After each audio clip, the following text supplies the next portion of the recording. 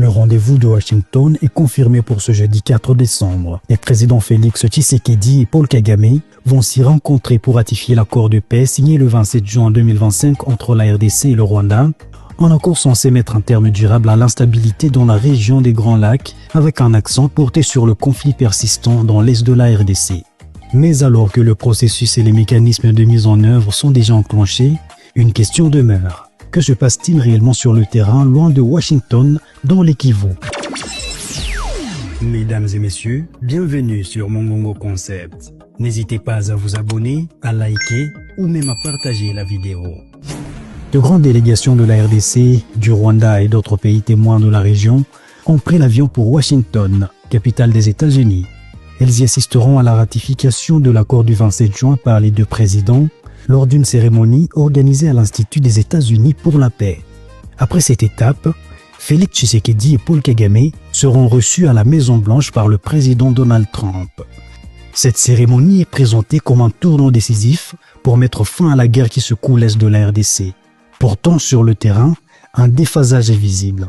Les hostilités ont repris entre les FARDC et le groupe rebelle AFC M23, au nord Kivu tout comme au sud Kivu, compromettant les efforts diplomatiques en cours. Par ailleurs, un rapport de monitoring indépendant relève une exécution lente et inégale des tâches prévues dans l'accord de paix de Washington. Selon le baromètre des accords de paix en Afrique, les points les plus sensibles et qui semblent bloquer la machine concernent notamment la neutralisation des FDLR côté RDC et le désengagement des troupes côté Rwanda. Un calendrier conjoint adopté le 17 septembre prévoyait que ces deux étapes soient réalisées entre le 1er et le 30 octobre.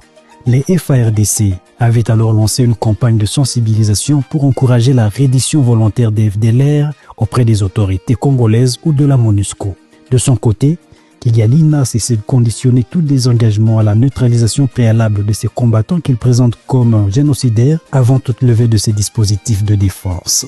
En tout, 30 tâches ont été définies dans l'accord réparties entre la RDC, le Rwanda et la communauté internationale. Mais à ce jour, moins de 30% de ces engagements sont effectivement mis en œuvre. Le baromètre avance plusieurs causes possibles à cela, notamment le déficit de confiance entre les deux États, l'application sélective des engagements, la priorisation inégale des volets politiques, sécuritaires et économiques, des faibles capacités opérationnelles, un manque de ressources, des chevauchements entre les processus de Washington et de Doha, ainsi qu'une communication institutionnelle insuffisante. Dès lors, une question demeure.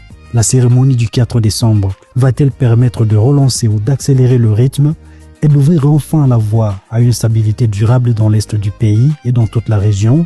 C'est ce que nous allons suivre de près.